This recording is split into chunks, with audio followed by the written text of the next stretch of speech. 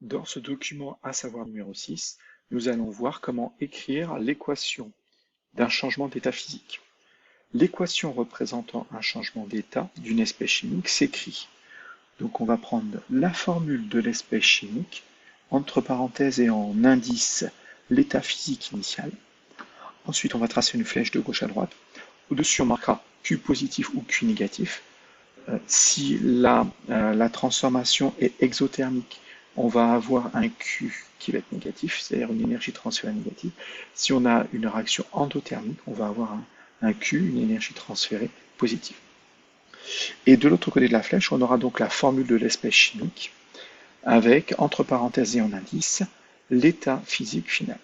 Donc on va prendre un exemple pour bien voir.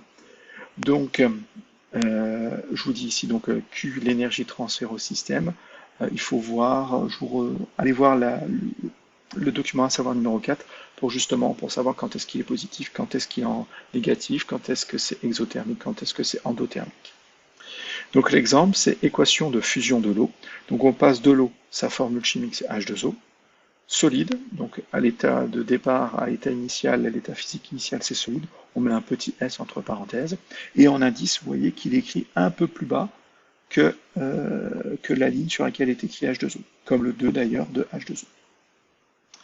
Une flèche, et ensuite on a H2O liquide.